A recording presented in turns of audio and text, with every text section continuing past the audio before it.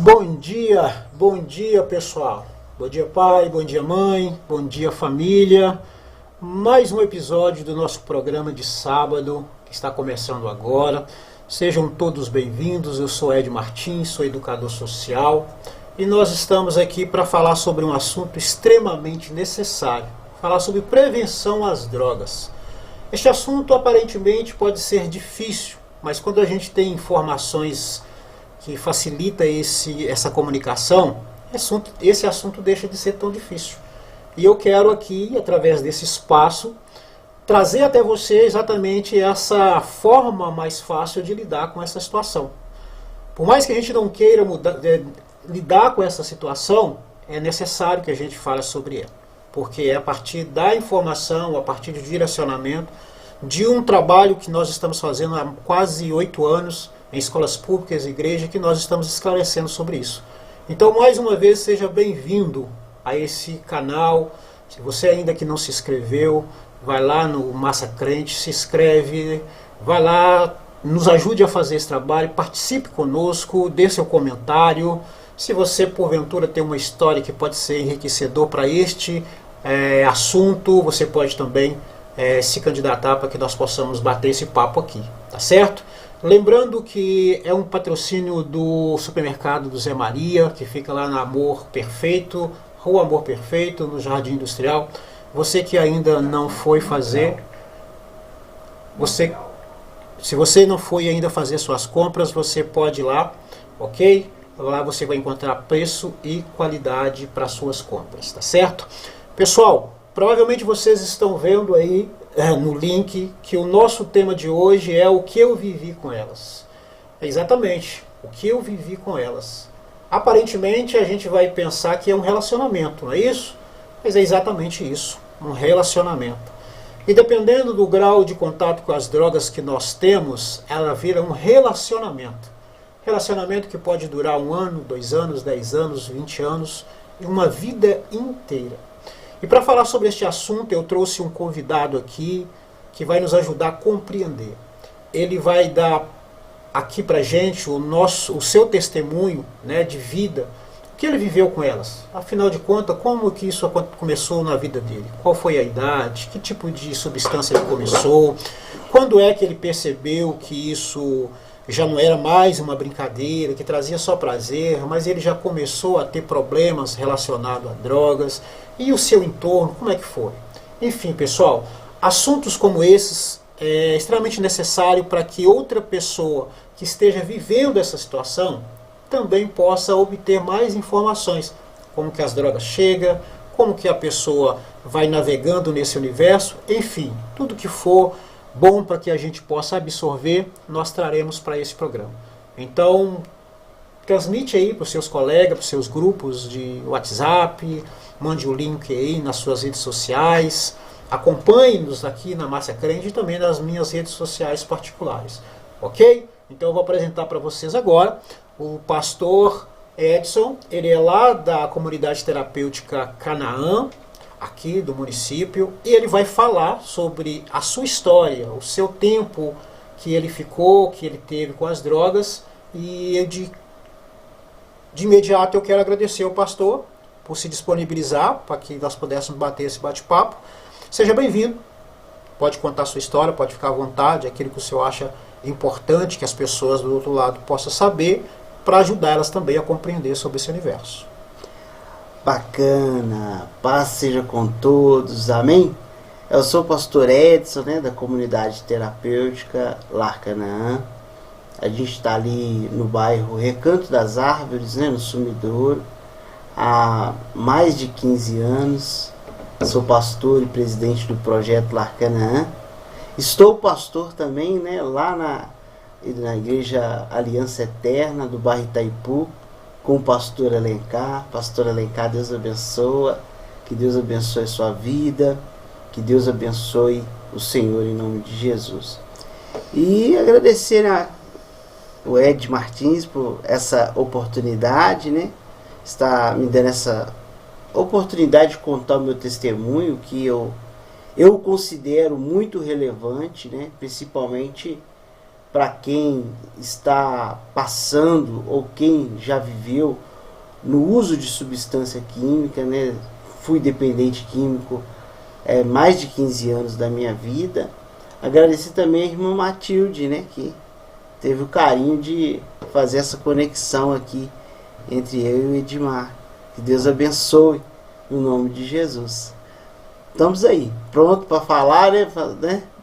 Aquilo que Deus colocar no coração. E tem muita coisa, né? Porque hoje eu tenho 42 anos, sou pastor desde os 22 anos, fui consagrado a pastor desde os 22 anos, fiz seminário, infelizmente depois disso ainda tive a recaída, e a gente vai contar um pouco dessa experiência do dependente químico, que é primeiro um levanta e cai, né?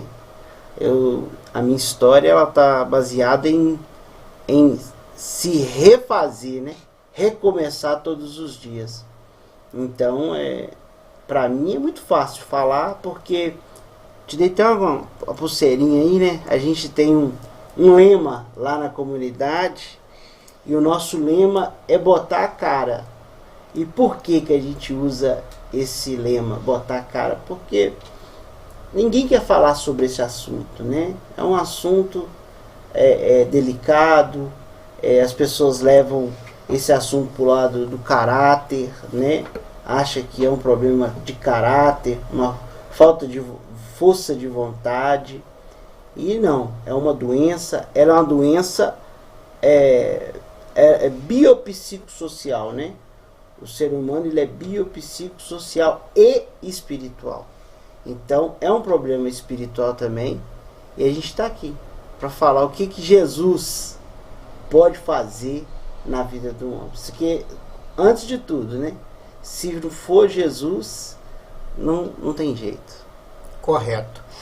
Pastor, a gente costuma aqui falar no nosso trabalho aqui que existe algumas etapas da vida de um usuário que eu considero como níveis. O primeiro nível é aquele contato esporádico com a droga, casual. A pessoa vai usar ali para se divertir, para se distrair, para fazer parte de um grupo. Quando ele menos espera, isso normalmente não é uma regra, mas também não é uma exceção, ele pode migrar para o vício, aí ele já precisa da substância, a vida dele já não é uma escolha, ele vai ter que fazer uso da droga para fazer alguma atividade, e muitos outros também migram para a dependência. Então, se não há uma regra nesse universo. No caso do senhor, como que começou essa história de como o senhor começou a fazer uso de drogas?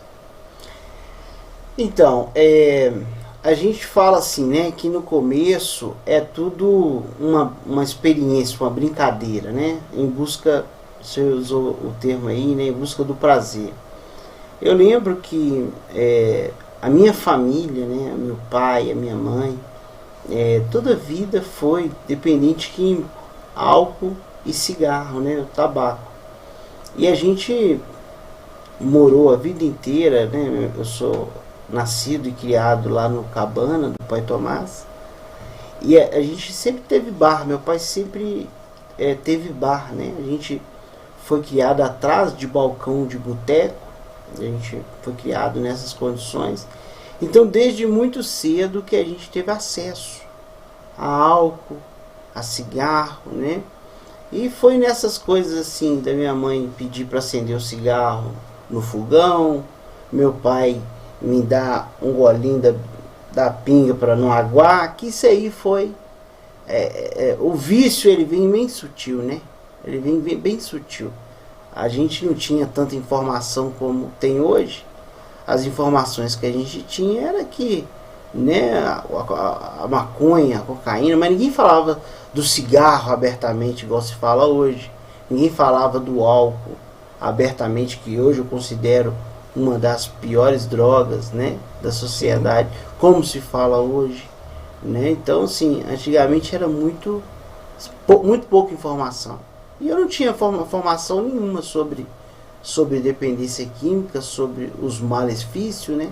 Sobre o que o álcool e o cigarro fazia. E Minha família também não impediu, né, que eu entrasse nesse consumo. Eu lembro que com 10 anos eu já estava fumando cigarro. Meu pai não teve como falar para mim parar de fumar, porque fumava também. Lá em casa todo mundo fumava, então eu ficava meio que sem autoridade, né? Aquela família toda fumando era uma coisa quase que impossível. Então comecei aos 10. Aos 10 anos eu fumava cigarro, já bebia, né? Tinha alguns momentos, lá em casa tinha forró, né? Meu pai tinha uma sala lá em casa que abria. Isso é bem antigo. Abria, o pessoal vinha dançar forró. E ali na brincadeira com os outros adolescentes, acabava que bebia também. Porque não tinha outra coisa também, né, pra fazer. Acho que acabava. E aí foi nessas brincadeiras, né, que a gente se tornou dependente. Primeiro do cigarro e depois do álcool. E depois do álcool, do cigarro, eu comecei a ter experiências com maconha, né? E a primeira maconha que eu fumei, eu ganhei de um colega, né, que ele ainda usa e tudo.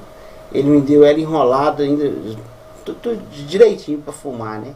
E aí a curiosidade bateu mais forte. Eu acho que é esse. O primeiro uso é a curiosidade. Correto. Pelo que eu estou entendendo que o senhor está falando, praticamente o senhor não teve uma escolha. Isso foi colocado diante de você, do senhor, por pessoas próximas. E a gente tem a tendência de achar que os primeiros contatos com drogas vêm do lado de fora. E muitas das vezes a própria família pode proporcionar de uma maneira não direta, né, não intencional, porque isso já vive, como o senhor acabou de falar, o álcool e o tabaco. Ele já está presente na vida das famílias, da grande parte das famílias, o álcool e o tabaco já está. E acaba que aquela criança, aquele adolescente já está nesse ambiente. Semana passada nós tivemos aqui uma psicanalista que nos falou sobre a questão das famílias disfuncionais.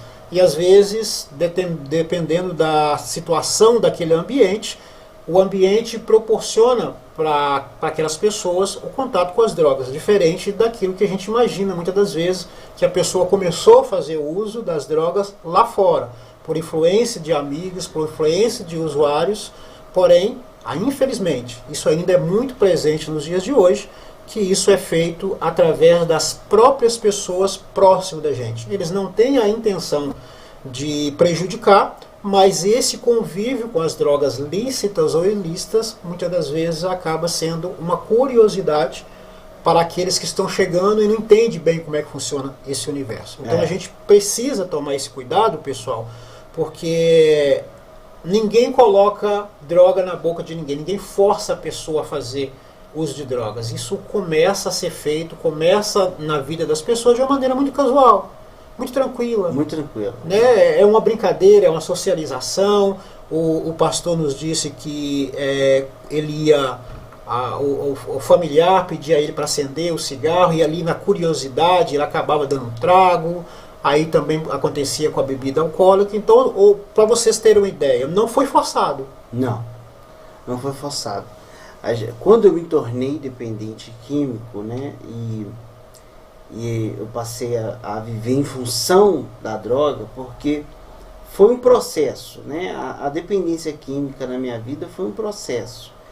Eu tive experiência lá atrás com o cigarro, logo em seguida com o álcool, depois com a maconha, né? A gente fumava maconha naquela época, era a única coisa que a gente tinha de acesso. A droga também não era de fácil acesso, né? Mesmo morando em um local considerado, né, que tinha a droga, não era qualquer um que ia lá, entrava lá para comprar. A gente tinha meio que um receio, meio que medo, né? Então, quando entrou o cigarro, o álcool, através ali do convívio familiar, a maconha do convívio das amizades, não me deram, mas influenciaram, né? O amigo não dá, a pessoa não dá, mas influencia. Você quer ali, né, fazer parte, você quer socializar ali, então você acaba sendo fruto do meio, né? Então eu acabei tendo essa experiência com a maconha, e aos 14 anos eu perdi a minha mãe. Eu lembro que a minha mãe infelizmente se tornou alcoólatra, e ela deu um coma alcoólico, e depois desse coma alcoólico ela teve um AVC e consecutivamente teve um aneurisma. Então assim, foi tudo numa mesma semana. Minha mãe tinha 33 anos e decorrente do uso e abuso do álcool, ela não aguentou, né? Então a gente teve a primeira experiência que o álcool mata, né? Que as drogas matam. Naquele dia eu tive certeza que as drogas matavam, né? Naquele dia. E ela faleceu no dia 13 de maio, dia das mães, né? E aí isso ficou assim, marcado na memória. Então, aí a partir daqueles dias, 14 anos, eu tive experiência com a cocaína. Com a cocaína. A gente, né, no trabalho mesmo, eu já trabalhava já de mecânico, de borracheiro, e lá na empresa, no final do dia, a gente usava no final de semana ali, né, ia para um bar e tal. Até que um dia, nessa mesma empresa, dois amigos que trabalhavam, eles eram irmãos, foi fazer o uso do crack. Eu estava lá e experimentei. Eu naquele mesmo momento eu me tornei dependente químico já do crack. Então eu já era dependente químico do cigarro, eu já era dependente químico do álcool, já fumava maconha todos os dias. Cocaína até então não era o meu vício, mas no final de semana estava presente na minha vida. E até um dia, foi em 1998, quando chegou o crack, né? E aí, quando chegou, logo em seguida veio aquele alvoroço, todo mundo teve medo. Eu fiz o primeiro uso, e no primeiro uso eu já me tornei dependente químico do crack. Correto. Eu percebi que, assim como é casual, né, contínuo, a maioria das experimentações primeiro vem com as drogas lícitas, né? Sim. Estão presentes aí no nosso dia a dia. E depois algumas pessoas vão migrar para drogas ilícitas. Infelizmente, existe ainda muita gente imaginando assim, tem um convívio com as drogas lícitas diariamente. Mas porventura, se o filho fala ou usa a maconha, a tendência é considerar o filho ou aquela outra pessoa como viciado, mas ele que usa a droga que a gente considera lícita, que não tem o crime por lei, que ele não é viciado. O filho vai usar fim de semana, 15 dias, 2 meses, que está dentro daquela característica do uso casual, mas aquele tabaco, aquele álcool que é todos os dias, para essa pessoa não é vício, mas o usar a maconha é o vício. Então a gente tem 2 pesos e 2 medidas. As drogas lícitas provocam muito mais problemas sociais, psicológicos, do que algumas outras. Porém, a gente ainda tem essa ideia de que a ilícita é pior do que a lícita. Quando alguém da sua família soube que você estava fazendo uso das drogas ilícitas, que é o caso da maconha, qual foi a reação deles? Então, Ed, é uma pergunta muito boa, porque a família, né, a gente tinha passado já nesse período, lembra, a gente tinha passado pela perca da minha mãe, né?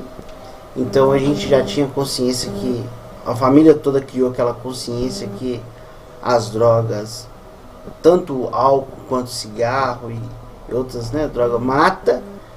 Então a família ficou desesperada. Então ficou aquele processo de tentar me resgatar, né? Aí entrei naquele processo de acionar o conselho tutelar, né? Minha família desesperada acionou o conselho tutelar, me levava para a igreja, né? Começou a me levar para a igreja. E é muito interessante porque a gente morava em frente a Deus e Amor ali do Cabana, né? E minha família, minha mãe antes e meus familiares depois, me levava lá, né? Na Deus e Amor, e fazia aqueles processos de descarrego, né? Uhum. E eu passava por aquelas orações ali, né? E aquela coisa toda, participava do culto. A primeira Bíblia que eu ganhei foi a Bíblia de A Deus e Amor, né? Eu lembro que o pastor, além de orar, me abençoou com a Bíblia. Começou aquela busca também espiritual, né? Uhum. Então, aí a gente começou a buscar tanto espiritualmente, como também no que tinha de recurso, né? A gente não tinha informação, não sabia que existia tratamento, não sabia nada disso. Então começou aquela busca, mas mesmo assim todo mundo perdido para onde ia. Que eu acho que é o que mais pesa hoje, é isso, né? Quando o pai e a mãe descobrem que o filho é dependente químico, o que fazer? A primeira coisa é apanhar, né? Hoje não apanha mais. Mas a primeira coisa que meu pai fez foi me bater, mas não adiantou, né? Porque já estava, a situação já estava. Se apanhar, tirasse das drogas, eu tinha parado.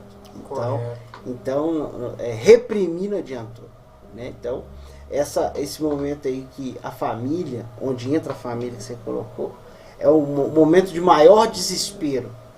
Quando o pai... Porque a família, ela vê, só que ela não quer acreditar. Uhum. O primeiro comportamento da família é a negação. Correto. Não. Ele usou hoje, mas amanhã não vai usar.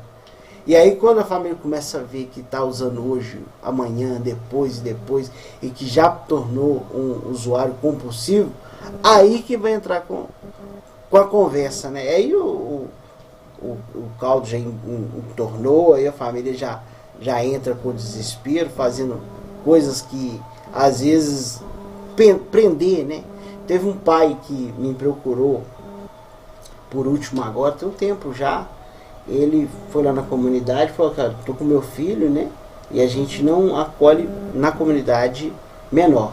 Eu tô com meu filho e eu preciso de alguém para ir lá, orar por ele, conversar. E um senhor na caminhonete, né, e tal. Eu falei, não, vou lá conversar com ele. Ah, mas ele é de menor, ele ainda não fez 18. Eu falei, não, conversar a gente pode, né? E aí a gente foi. Uma fazenda, não sei direito aonde, eu sei que chegou lá, um quarto, o filho bem dizer, enjaulado, né, correntado, e o pai falou assim, o único recurso que eu achei foi esse. Então você vê que a pessoa tem formação, tem condições financeiras, mas não sabe o que fazer naquele momento de desespero. Nós oramos, conversamos e ali ele decidiu levar o filho para uma clínica, que foi o caso de uma clínica compulsória, né? Hoje a gente trabalha com comunidade terapêutica, é clínica voluntária. Mas voltando ao que a minha família fez, nada, não sabia o que fazer. Não sabia o que fazer. E aí, nesse período da família descobrir e eu me invernar para as drogas, a situação ficou tão grave que eu fui morar nas ruas. Então assim, sair do seio familiar, porque a família não te aceita dentro do meio, porque ficou medo de se passar, de você trazer um crime ou cometer alguma coisa dentro da família. Você perde a confiança, né? Aí eu fui morar na rua a partir dos 16, morei até os 18 anos na rua. Então, assim, desde aquela época até hoje nós temos ainda o tropeço da informação. Do entender que dentro da dinâmica daquela família houve ali a facilitação do uso das drogas, houve o gostar do uso das drogas, que praticamente foi familiar, né, por causa do tabaco, por causa do álcool. Depois, por uma necessidade ou uma escolha do senhor, o senhor migrou para outras drogas. Porém, na hora de tomar a decisão foi a mais abrupta. Era romper essa situação. Então, de 98 mais ou menos, não é isso que aconteceu mais ou menos? 98. 98. Até 2024, nós temos aí 24 anos com mais 2, 26 anos. Isso. Depois de 22 anos, a gente está falando a mesma coisa. Falta o básico para as famílias, que é a informação. Falta o básico para que as pessoas possam perceber que se a gente não olhar para a pessoa e ficar ainda colocando como base a substância, se é lícita, se não é lícita, se pode, se não pode, a gente vai continuar tropeçando na mesma coisa. Porque, pessoal, são 26 anos de algo que ainda acontece. E é comum isso em muitos lares, de que quando há essa percepção, quando há essa confirmação de que o filho está fazendo uso de drogas, e principalmente as ilícitas, o melhor é romper, o melhor é colocar para fora, o melhor é punir, o melhor é levar em outras instâncias, né? Eu já percebi diretamente falando com pais, eu sempre faço uma pergunta nas minhas palestras para aqueles que estão presentes, é que se porventura eles, ao saírem dali, uma mãe desesperada chegasse perto deles pedindo eles informações sobre o que poderia ser feito, uma vez que ela descobriu que o filho estava fazendo uso de drogas. Durante essa minha pergunta, aos alunos que têm entre ali 13 até 15 anos, 16 anos, eles têm uma resposta. Mas o mais interessante disso, pessoal, é que quando eu vou conversar com pais, a informação que os pais têm, a decisão que os pais também tomariam, não é muito diferente daquelas crianças de 13, 14 anos. Tá vendo como que a informação é primordial para que a gente comece a trabalhar isso internamente? Porque você pode ter essa situação já presente em casa de a droga ilícita é normal, porque todo mundo, a grande maioria, faz e tá tudo bem. Mas se o filho começou a fazer uso da maconha, já é o fim do mundo. Verdade.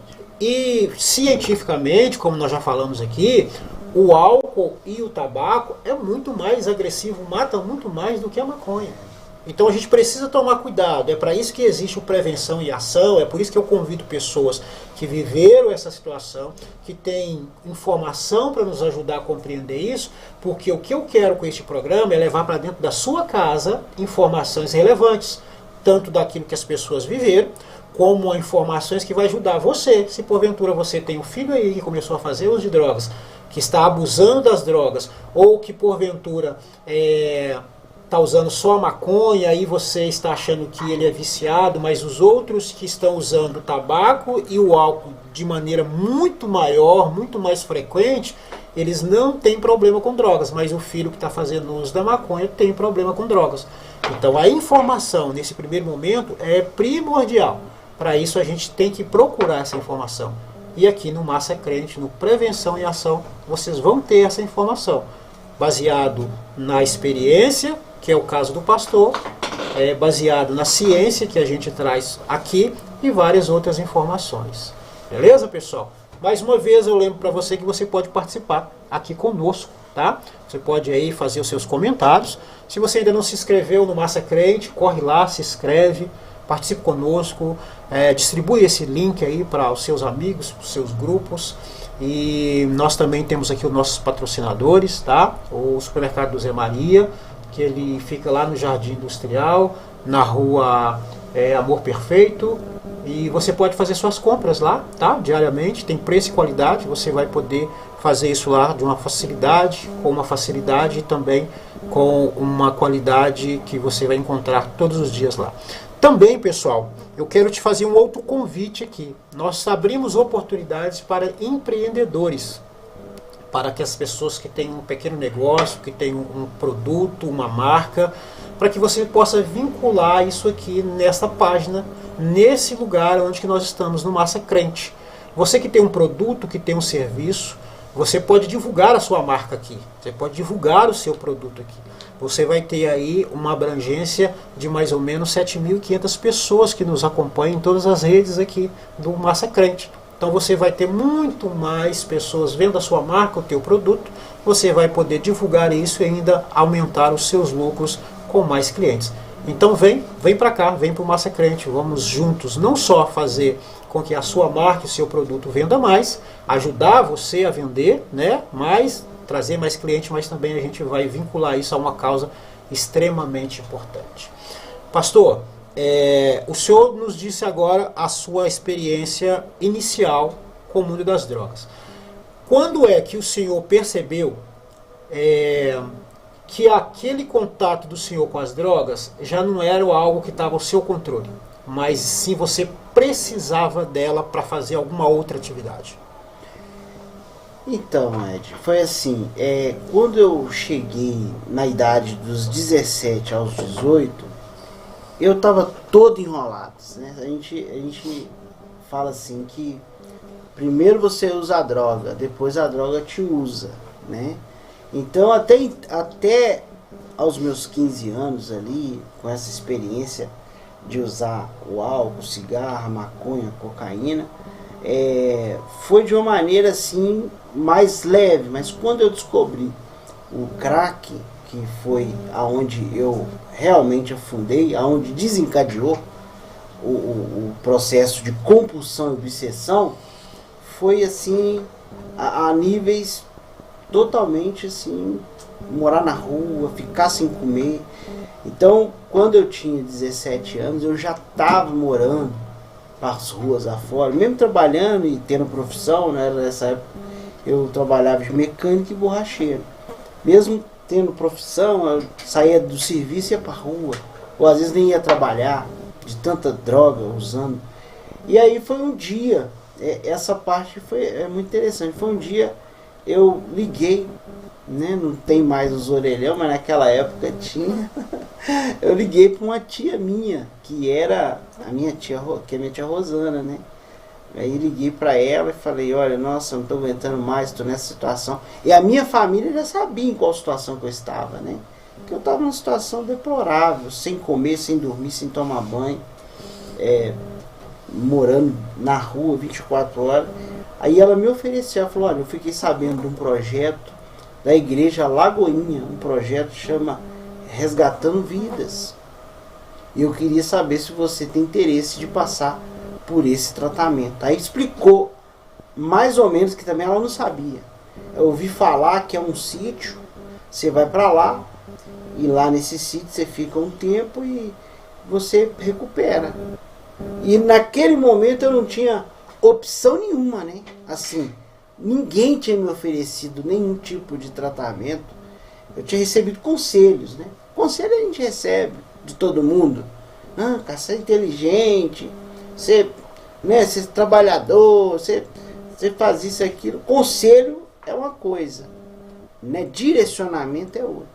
Naquele momento ela recebeu um direcionamento e me falou, olha, eu conheço lá na igreja Lagoinha um projeto. Ela falou, você aceita? Eu falei, aceito. Ela desceu de ônibus, né? Me encontrou na cidade industrial. A minha avó morava no Cabana, eu já moro em Betim. Minha avó Maria, beijo pra ela.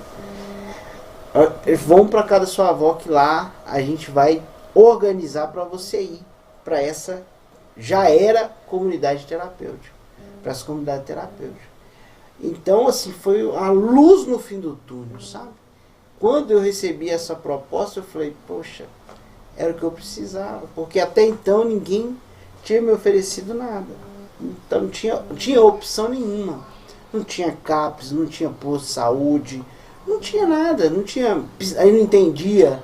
Psiquiatra pra gente era pra doido, né? Se alguém chegasse e falasse assim, você tem que ir no psiquiatra ou no psicólogo, eu ia falar assim, eu não sou doido. Quer dizer, na cabeça da gente naquela época, o psicólogo e o psiquiatra não eram para lidar com situações, né, com problemas emocionais, com transtornos, igual a gente sabe hoje. Hoje a gente tem as informações corretas, né? Mas naquela época não. Quem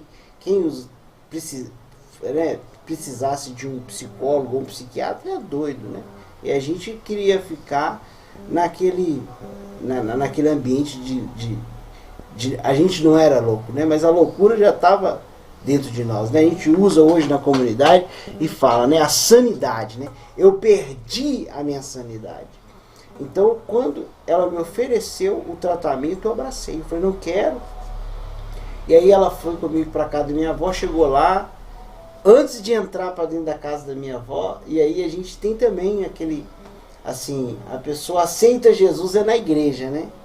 Não, quem fez o apelo para mim, o meu primeiro apelo foi a minha avó, né? Minha família. Quem sofreu comigo me ganhou para Jesus. Eu lembro que quando eu cheguei na casa dela, ela falou, antes de você entrar, se você quer mesmo mudar de vida, você tem que aceitar Jesus, né? Eu falei, mas que esse negócio de aceitar Jesus? Não, aceitar Jesus é assim, você entrega a sua vida nas mãos de Deus e o seu nome vai ser escrito no livro da vida. E você vai se tornar uma nova criatura. Era tudo que eu precisava de ouvir. Eu falei, eu estou precisando de me tornar uma nova criatura. Aceitei Jesus. Ela fez a oração ali comigo. Eu entrei para dentro de casa, tomei banho, almocei, né? Eles cuidaram de mim ali. E a gente foi nas reuniões, lá na Igreja Lagoinha. Aí a partir da terceira reunião, eles me acolheram. Eu fiquei lá por volta de 6 a 9 meses, que foi a minha primeira experiência com tratamento de dependência química. Entendi. No caso do senhor, houve um rompimento muito rápido, entre aspas, entre o ambiente familiar e o senhor ir para as ruas. Mas ainda existem muitas famílias que tentam, mesmo tendo o usuário dentro de casa, tenta convencê-lo que ele precisa desse tratamento, que ele precisa perceber o mal que a droga faz. Mas as pessoas resistem muito a considerar isso.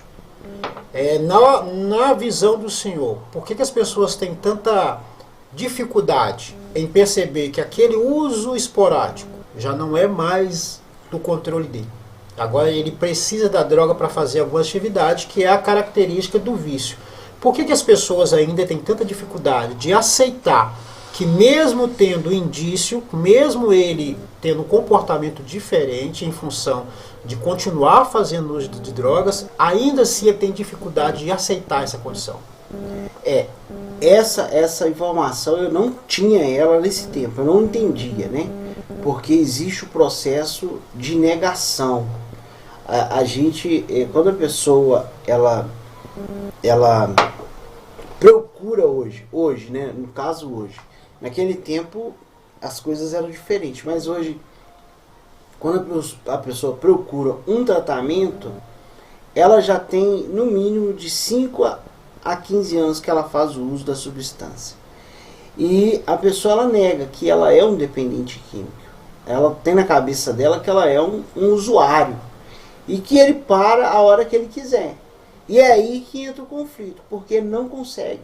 Né? Você vai fazer em laboratório, você diminui, passa a usar, você muda de droga. Né? Hoje a gente trabalha, o pessoal conhece, né, a redução de danos. O que a redução de danos ensina? Né? Hoje a gente vê muitos por aí ensinando isso.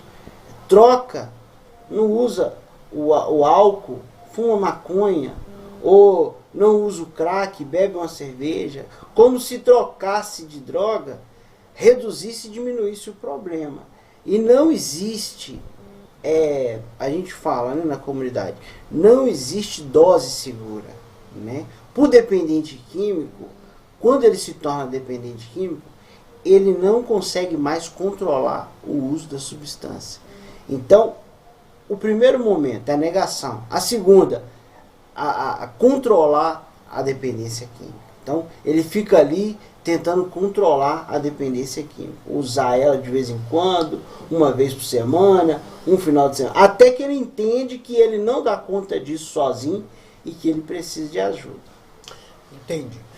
Nesse processo de fazer uso de drogas, seja de maneira esporádica, viciado ou dependente, existe aquelas pessoas que convivem ao redor do usuário, que por muitas das vezes tenta alertar, muitos vão indicar comunidade terapêutica, muitos vão brigar, outros vão deixar para lá porque já falou tantas vezes. Como que hoje uma mãe e um pai que está vivendo essa situação, que já falou, que já percebeu, mas essa pessoa que está ali ainda fazendo uso de drogas e está ignorando o que está acontecendo com ela, todos os indícios, todo o processo, a vida que ela está vivendo está completamente destruída, ainda assim ela desconsidera a possibilidade de ir para uma comunidade terapêutica. O que essa família pode fazer nesse sentido? Quando entra a família, assim, hoje eu sou bem tranquilo e para falar sobre a família, assim, né? A família às vezes ela chega com problema, quando ela descobre o problema, ela chega com um problema e ela acha que vai ter alguém que vai ter uma solução milagrosa para aquele problema, vai resolver, vai tirar aquele problema com a mão. E a família, ela procura o caminho mais rápido. E para a recuperação da dependência química, não existe atalho, é processo. Se a pessoa não entrar no processo da desintoxicação, da ressocialização, se não entrar no processo, a pessoa não consegue alcançar novamente a sobriedade. A família, por outro lado, ela fica mais doente que o dependente químico. Hoje a gente tem essa certeza, porque a família ela fica codependente. Quando a mãe chega num ponto que ela não consegue levar ou resolver esse problema, ela começa a se aliar a esse problema. Então ela começa a esconder aquele problema do filho e manter. Eu conheço, né? Conheço de causa própria. Mães assim que pegam uma cadeira, o filho é alcoólatra, ela pega a cadeira às 7 horas da manhã, coloca na porta do quarto e ali ela vai cuidar daquele filho com tudo: comida, roupa, banho e álcool. Vai controlar a dependência química. Então, a família, por não conseguir resolver o problema e não ter caminhos para solucionar esse problema, e se adoecer também com a codependência, ela começa a administrar o vício do outro. Aí você tem um dependente e um codependente. Você tem um usuário, que é o filho, e a mãe, e muitas das vezes o pai, ou a esposa, ou a irmã. Alguém se torna codependente, que ela fica por conta de manter aquela pessoa naquelas condições, fazendo uso, sem muito danos. Então ela paga o traficante, ela paga as dívidas do cara, ela leva ele para o médico, ela fica cuidando daquela pessoa na dependência química, por ela não conseguir buscar o tratamento. Pessoal, observe bem na fala do pastor que existe também aqueles facilitadores, de que é melhor a pessoa fazer isso perto dela do que ela fazer fora e ela ficar preocupada com algum tipo de catástrofe, né, que possa acontecer, algum tipo de violência, algum tipo de crime e tudo mais. Então, se você está vivendo essa situação, a primeira coisa é se informar. Até onde nós estamos? O que ocorreu para que isso chegasse até aí? A informação é extremamente importante você obter. Nas redes sociais você vai conseguir obter a informação. Mas é extremamente importante você ter o direcionamento. Informação é uma coisa, direcionamento é outro, completamente diferente. Porque o direcionamento vai tratar do seu caso. Porque o teu caso não é o caso do vizinho. Não é o caso do teu amigo. O teu caso é teu caso. A dinâmica da tua família não pode ser comparado com a dinâmica de outras famílias. Então, se você está vivendo essa situação, primeiro, toma coragem. Tenta conversar de uma maneira muito sincera, falando com o usuário, se colocando à disposição para ajudá-lo, mas tome muito cuidado com a facilitação de que essa pessoa pode estar sendo ajudada por você a permanecer naquele ambiente, naquela vida, sem tomar nenhuma providência para que ele saia. Por mais que ele esteja sendo resistente à mudança, procure você a mudança para você se resguardar a sua integridade emocional, para você não ficar envolvido naquele mundo do usuário, facilitando essa situação. Então, se você tem alguma dúvida ainda, se você tem alguma pergunta para fazer, pode fazer essa pergunta para nós. Lá no nosso link, lá na nossa página, nós vamos te responder, tentando te ajudar aí de alguma maneira a entender esse universo e principalmente procura ajuda profissional, procura psicólogo, procura psicanalista, pessoas que já têm uma bagagem aí de informação, de tratamento, de prevenção para te ajudar. Pastor, a comunidade terapêutica do senhor também ela está ligada à questão da fé, né? Sim, que é sim. o evangelho segundo o protestantismo, né? Que nós Sim. chamamos de igrejas evangélicas. Eu, como educador social, eu percebo que a informação ela é ainda escassa para muita gente. E também é escassa para essas pessoas que estão dentro desse universo, né, de igrejas. Sim. Infelizmente, existe muita, eu não digo infelizmente, mas existe muita divisão teológica. Um vai concordar que a coisa é espiritual, mas tem outros que vai concordar que é espiritual, que é físico, e por causa dessas diferenças, às vezes a informação não chega corretamente lá para aquela pessoa que está precisando. Sim. Porque como o senhor citou mesmo, pastores, líderes são procurados por mães desesperadas, procurando uma solução para o seu filho, para o seu marido e para o seu parente. Como que a gente pode melhorar aí essa informação dentro desse ambiente de igreja para que essas pessoas possam ser melhores atendidas? Ainda que uns pensam que é apenas espiritual, ou que outros pensam que é espiritual, mas também é físico e precisa as duas coisas andarem juntas.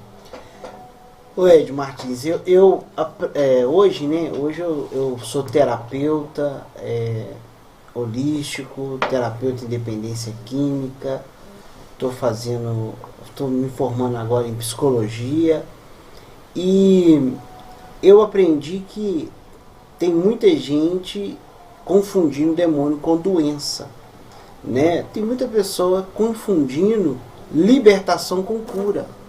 Tem pessoas que realmente, né, no primeiro momento ali, e eu tenho muita tranquilidade para falar sobre libertação, porque eu estudei sobre libertação a minha vida inteira.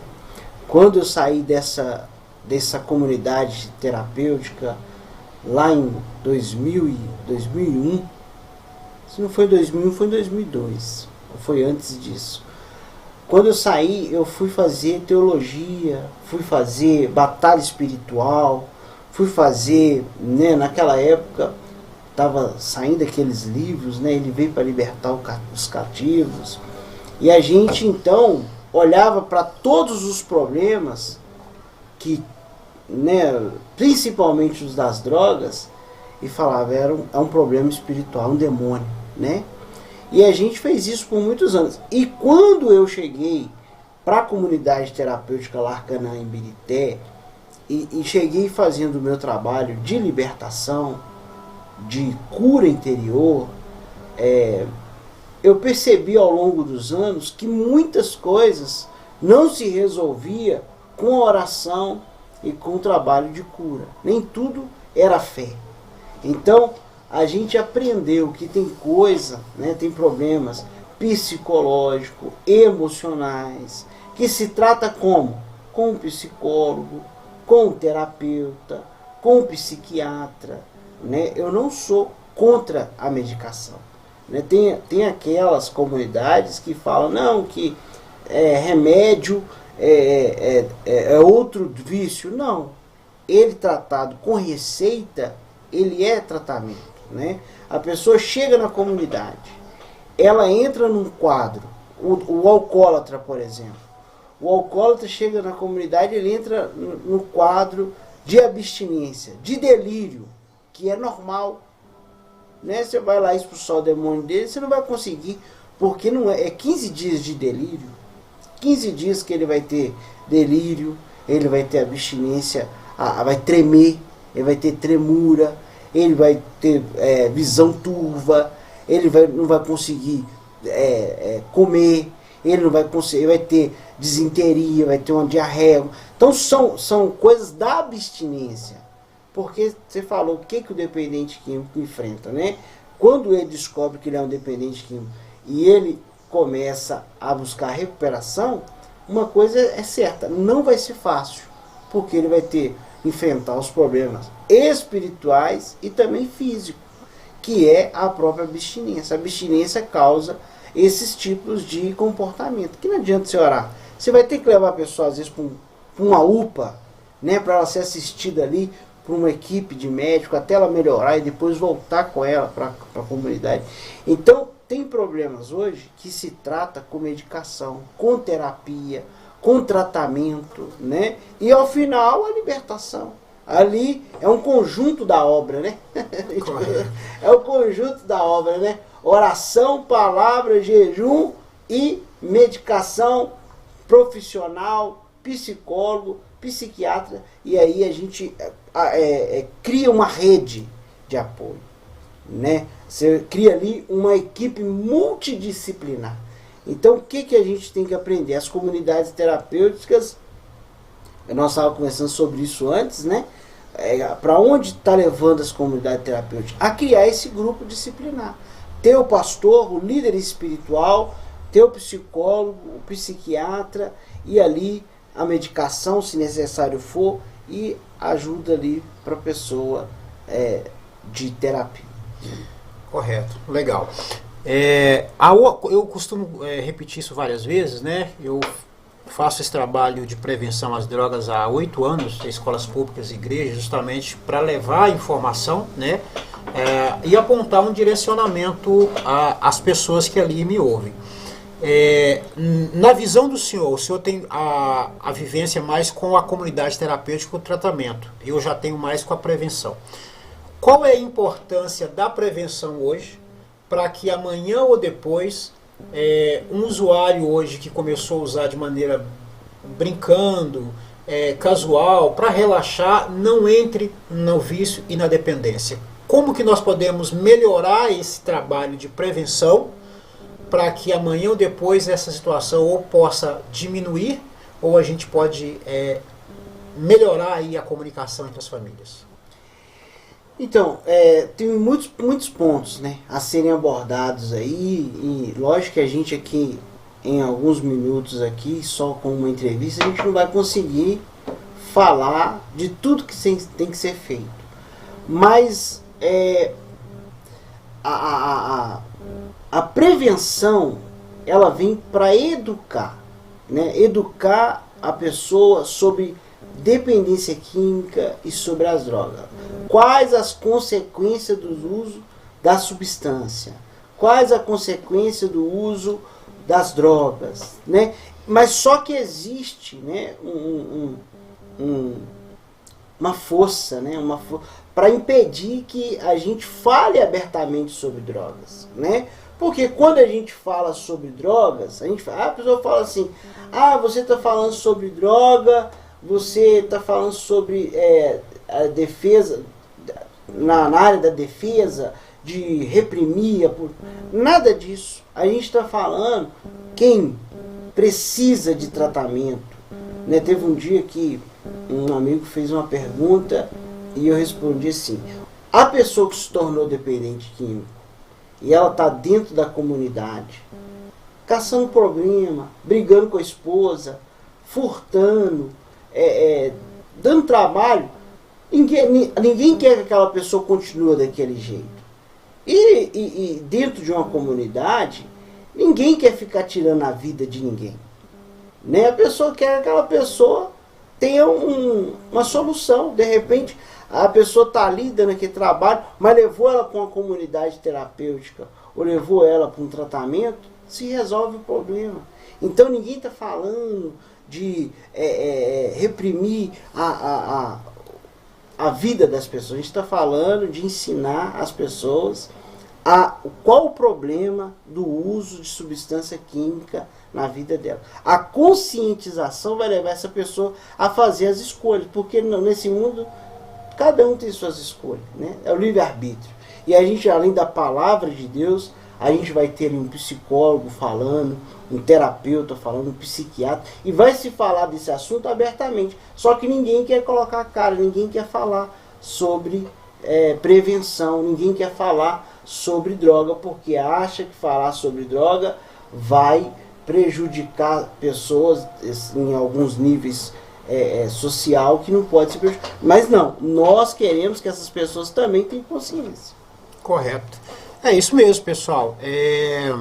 Eu costumo brincar que, assim, eu, como educador social, quando eu vou fazer uma prova para qualquer situação, para concurso público, eu encontro lá uma pergunta sobre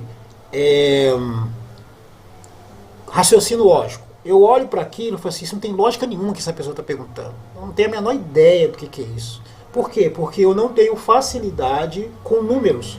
O meu negócio é falar sobre questões humanas. É por isso que eu construí esse trabalho ao longo dos anos, para falar para pessoas, para ajudar essas pessoas a compreender o que é uso esporádico, o que é vício, o que é dependência, o que é codependência, mas eu tenho dificuldade na linguagem exata. Porém, para que eu chegasse até aqui, eu tive que fazer provas que teria que falar ou teria que responder coisas da área de exata. Então eu tive que me esforçar dentro dessa área para aprender o mínimo para fazer essa prova, porque senão eu não passava na escola, eu não passava na faculdade e não chegaria até aqui. O assunto sobre convivência com as drogas, consumo e consequência das drogas, ele pode ser um problema difícil, aparentemente, porque exatamente o que o pastor falou. Não tem esse argumento no dia a dia de hoje. Não tem dentro da família, não tem dentro da escola. Esse assunto não é um assunto difícil de falar. Esse assunto é um assunto difícil de viver. E se a gente não falar sobre ele, dificilmente a gente consegue melhorar essa convivência quando alguém está vivendo essa situação perto da gente, ou se nós mesmos estamos vivendo esse consumo de drogas.